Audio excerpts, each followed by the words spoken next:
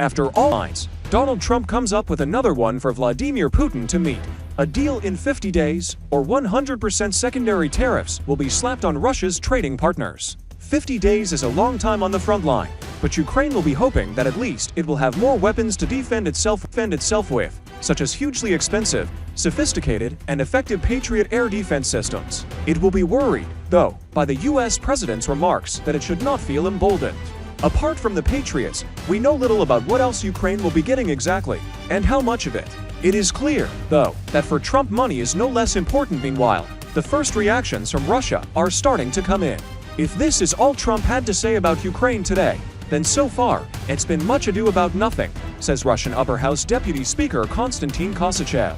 In 50 days so much can change both on the battlefield and in the moods of the powers that be in the US and NATO.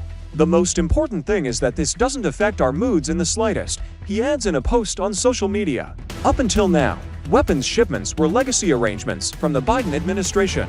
But he's now greenlighting the transfer of fresh stocks of not just defensive weapons, such as Patriot missile batteries to defend Ukraine's skies, but also offensive weapons including missiles and munitions with the potential to strike deep inside Russia. However, there is one big caveat. European governments will be footing the bill to 100% of it. Despite maintaining his hardline on who should pay for the weapons, the president also sounded a new and unusual tone of something approaching warmth towards his European allies, who have often been at the sharp end of his tongue.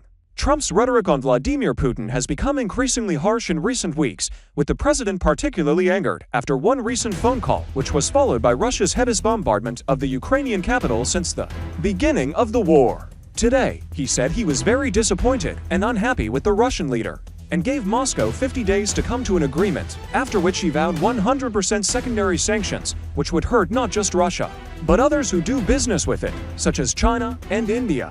In a nutshell, any country that continues to do trade with Russia will face a big tax to sell their products to the US. If, for example, India keeps buying oil from Russia, which it has continued to do since the full-scale invasion of Ukraine in 2022, US companies who purchase goods from India would have to pay a 100% import tax, or tariff, when the products reach American shores. The idea is it makes these goods so expensive, US businesses would choose to buy them cheaper elsewhere, resulting in lost revenue for India.